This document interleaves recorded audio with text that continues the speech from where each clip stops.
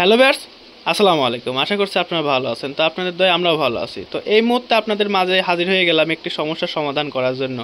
তো আপনারা দেখতে পাচ্ছেন যে এক আপু আমাদের গুরুজির কাছে আসছেন।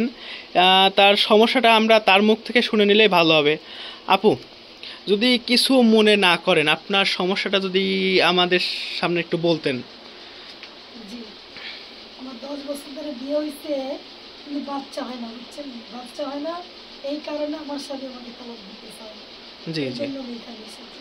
জি। আমার গুরুজি, আপনি তো সব কিছুই শুনছেন। আপনি এক্ষেত্রে কি পদক্ষেপ নিচ্ছেন? আমি একটু চেষ্টা করে দেখি আমার সাথে যে একজন বাবা আছে দয়াল বাবা, জি তার সাথে আমি একটু আলাপের মাধ্যমে দেখি, তার স্মরণ করি সে কি বলে। জি। আচ্ছা, ঠিক আছে গুরুজি, আপনি আপনার কাজ সম্পূর্ণ করেন, আমরা বেশি কথা না বলি। হ্যাঁ। বিসমিল্লাহির রহমানির রহিম, মালিকি ইয়াউমিদ্দিন, বিসমিল্লাহির রহমানির রহিম।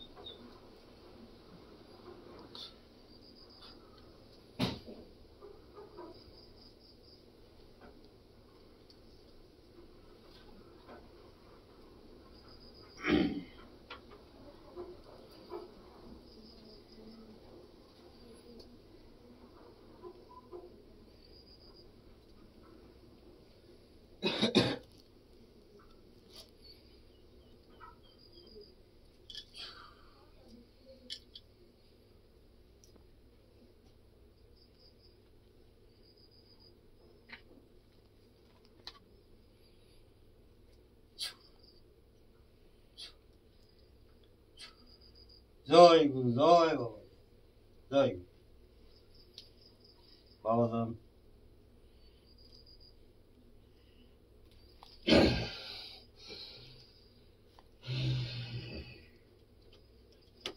আসসালামু আলাইকুম। ওয়ালাইকুম আসসালাম। বাবা যান, একটু কথা বলবো। কি কথা? আমার সাইডে একটা মহিলা আছে, ওনার একটা সমস্যা আছে, একটু আগে আমাকে বলেছে। হ্যাঁ, আজ 10 বছর হলে তার বিবাহ হয়েছে, কিন্তু কোনো ছেলে সন্তান হয়নি। হুম। তে একটু চেষ্টা করে আপনি দেখে আসেন তো এই জায়গাটা, খবর কি, সমস্যাটা কি। অনেক জায়গায় অনেক চেষ্টা করছে, কিন্তু তার ছেলে সন্তান কিছুই হয় নাই, এবং তার স্বামীর সঙ্গে দ্বিধাদ্বন্দ্ব হচ্ছে ছেলে ছেলে করে। হুম, একটু দেখা করে আসেন জিনিসটা। আচ্ছা।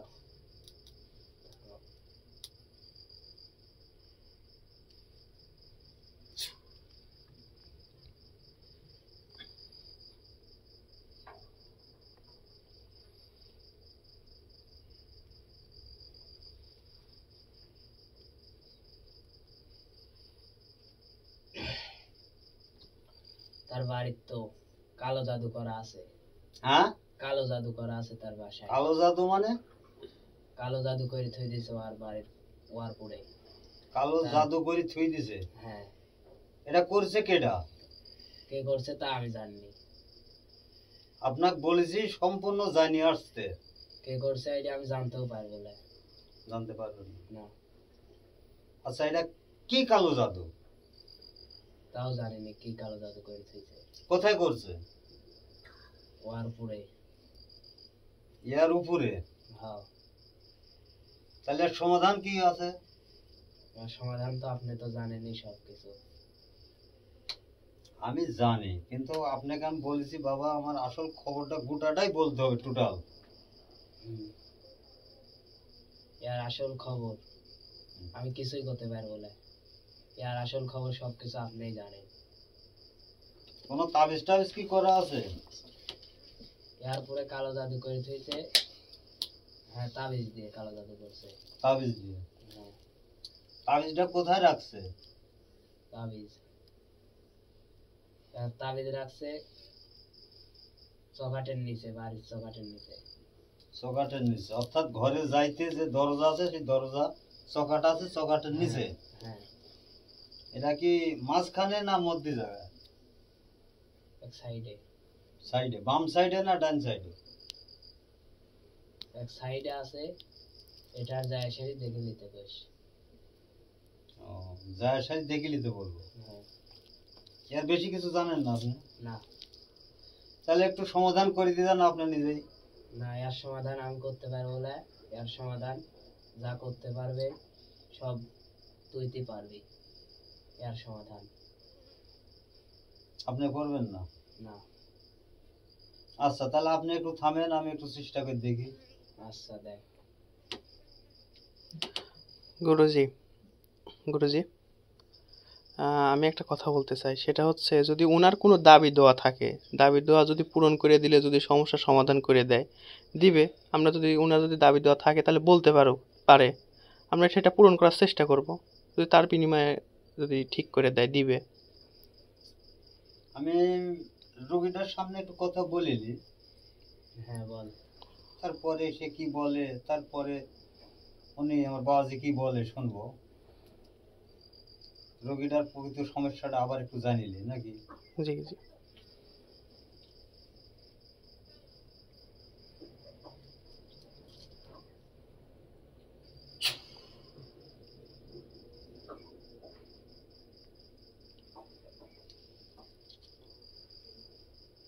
এবার বলো তোমার কি সমস্যা?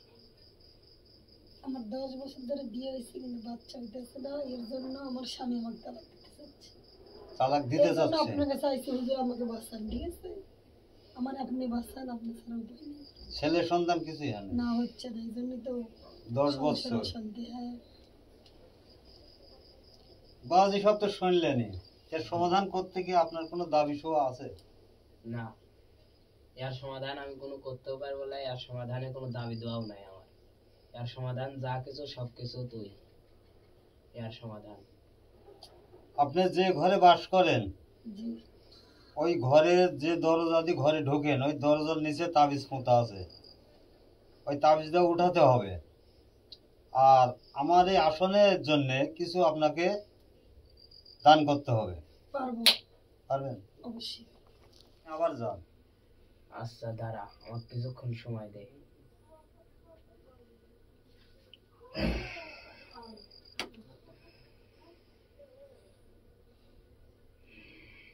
গুরুজি, গুরুজি, আপনি একটু ওনার কাছে প্রস্তাব রাখেন, যদি কিছু দেওয়া লাগে আমরা দিব, তার জন্য কাজটা করে দেয়।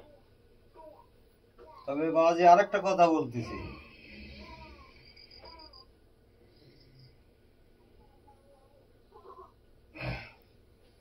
কি কথা ক?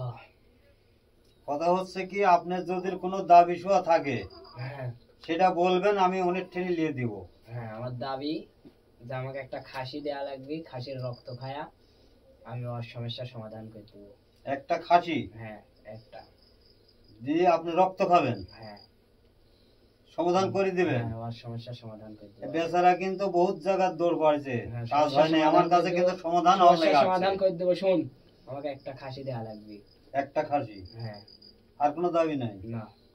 তাহলে আমি আলাপে বসলাম। হ্যাঁ, বয়। গুরুজি, আর একটা শেষ প্রশ্ন করেন, মানে খাসিটা কি ধরনের, একটু বড় আছে, ছোট আছে, মাঝারি আছে? যদি একটু বলে দিত তাহলে সুবিধা হতো। আপনাকে আরেকটা প্রশ্ন করি বাবাজি, হ্যাঁ। খাসিটা যে দিব, হ্যাঁ, বল। মানুষ তো সে খুব বড় সংসার না, একটু গরিব মানুষই, হ্যাঁ। এখন ছোট সাইজ না বড় সাইজ? যেরকম খুশি, যে খুশি মনে যা দিবি তাই আমি নিব, কিন্তু খাসি দেয়া লাগবে। আলহামদুলিল্লাহ, তাহলে তো ভালো। আলহামদুলিল্লাহ। বাবাজি আপনার কথা শুনে খুব খুশি হলাম। মানে এনি যতটুক পারে অতটুক দিলে আপনি খুশি? হ্যাঁ আমি খুশি, কিন্তু খাসি আমাকে দেয়াই লাগবে। খাসি দেওয়াই লাগবে। কথা তো সবই শুনলেন। জি আমার বাবাজি যে বললো আপনার সামনেই, জি আপনার সমাধান সে আমার বাবাজি করে দিবে, কিন্তু একটা কালো নিভাস কালো একটা খাসি দিতে হবে। তার কি এত রাজি টাকা আছেন কোথায় নাকি? পাবো? আমার তো বেশি হয়ে যাচ্ছে, বুঝেন নাই? টাকা পয়সার অভাব, অসহায়, আরে বাবা স্বামী শোনো, সন্তান নাই। তোমার সংসারে আল্লাহ যথেষ্ট কিছু দিছে, আমি দেখতেছি চোখ বুঝি ধানে, জি কিন্তু তুমি আর একটা ছেলের বিনিময়ে তুমি যদি ওইটুক ব্যয় নাই করতে পারো, তো তোমার ছেলে কি হবে আর সংসার কি হবে তোমার? পারবো, কিন্তু 1 সপ্তাহ দেরি হবে। 1 সপ্তাহ দেরি হবে। 1 সপ্তাহ দেরি হবে, হুম। তুমি দিতে পারবে? পারবো, এটা কিন্তু বললে দিতেই হবে বাবাজি। দিব দিব। বাবাজি হ্যাঁ বল। সে রাজি হয়েছে, কাজ আপনার করে দিতে হবে। হ্যাঁ, কয়দিন সময় সে লিছে? 1 সপ্তাহ 7 দিন। ওই আমাকে 1 সপ্তাহ সময় দিছে, ওকে আমি আরো 1 সপ্তাহ সময় দিল। তাহলে 2 সপ্তাহ পরে যদি আমাকে যদি দেয়, কিন্তু 2 সপ্তাহ পরে আমাকে দেয়াই লাগবে। না বলেছে আপনাকে দেওয়া হবে। হ্যাঁ, তুই আমাকে স্মরণ করিস, আমি আসবো। বাবাজি আপনাকে সবসময় আমি স্মরণে রাখি। হ্যাঁ আপনি না থাকলে তো আমার কোনো করার কিছু না। হ্যাঁ আপনি আমার পিছে সবসময় থাকতে হবে, আবার আমিও আপনার পিছে থাকবো। হ্যাঁ, ঠিক আছে। আচ্ছা, আমার এই যে একটা আসন, আমি কিন্তু এই আসন খরচের জন্য কিছু হাদিয়া নিই। জি এই হাদিয়াটা আমাকে দিতে হবে। দিব, সমস্যা আমার হাদিয়া কতটা জানা আছে? না। গুরুজি, আচ্ছা, আপনার ভিডিও তো অনেকেই দেখতেছে, হয়তো অনেকে আপনার শরণাপন্ন হয়। আপনি যদি এই বিষয়ে একটু বিস্তারিত বলে দিতেন। দেখা যাচ্ছে অনেকের কাছে, অনেক কবিরাজের কাছে, তান্ত্রিকের কাছে গেলে কিন্তু তারা কিন্তু বিভিন্ন বিভিন্ন অর্থ দাবি করে থাকে, এই খরচ সেই খরচ দেয়। এখন আমার কথা হচ্ছে যে আপনার যে একটা নির্দিষ্ট হাদিয়া যে বলতেছেন, এটা মানে আপনি কত টাকা ধার্য করছেন, আর এই জিনিসটা কেন আপনি ধার্য করছেন? আপনি তো চাইলে মানুষের ফ্রিতে উপকার করে দিতে পারতেন। আমি পারতাম, কিন্তু আমার এই আসনে বসলে অনেক কিছু খরচা হয়, আমার নিজেও পেটে কিছু খাইতে হয়। জি জি গুরুজি। আবার একটা আসনে বসলে আমার পরে 2-2500 টাকা খরচা হয়। জি জি। তা আমার আসনে দিতে হয় হলে 2101 টাকা। জি। এর বেশি কিছু না। এটা কি একদম নির্ধারিত? এটা একবার নির্ধারিত, এটা দিতেই যত বড় হবে। রোগী আসুক, যেই আসুক, 2101 টাকা আমার আসনে দিতে হবে। আচ্ছা গুরুজি, আমি আর একটা কথা বলবো। দেখা যাচ্ছে যে এমনও ব্যক্তি আছে যারা দিন আনে দিন খায়, কিন্তু তারা সমস্যায় পড়ছে, তাদের ক্ষেত্রে আপনার কি সুযোগ সুবিধা? তাদের সুযোগ সুবিধা অন্য কিছুই, যে যার কিছুই নাই, সয় সম্পত্তি হয়তো অন্য জায়গায় বাস করে, মানুষের বাড়িতে বাস করে, জি জি। তারা যদি আমার জন্য কিছু আগরবাতি, মোমবাতি এবং আমার এই আসনে সামান্য কিছু খরচা, তাও 1001 টাকা, জি জি। এটা দিতে হবে।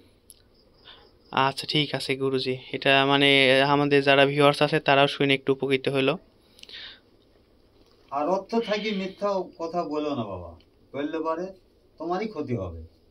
কিন্তু জি আমার জি আসন গুরুজি। খরচ 2101 টাকা, এটি হলে বাঁধা নির্ধারিত। জি জি গুরুজি, অবশ্যই। আচ্ছা, আমার বাবাজি আপনাকে 1 সপ্তাহের কাছে 2 সপ্তাহ সময় দিছে, জি একটা খাসি দিতে হবে, আমার আসন খরচ দিতে হবে, এটা আপনি কবে দিচ্ছেন? 1 সপ্তাহের ভিতরে দেবো, সমস্যা। 1 সপ্তাহের ভিতরে জি। দিবেন। আপনি মাথা চুল ছাড়া আছে, জি। আমি একটা ফোঁ দিয়ে দিচ্ছি, আপনি থাম।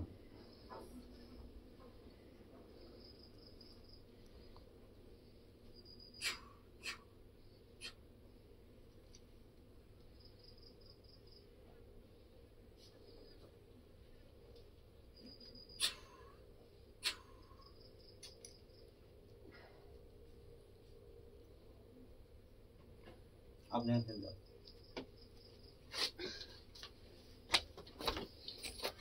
বাবাজি হ্যাঁ বল। আমার কাজ শেষ, আপনাকে উল্লেখ করি।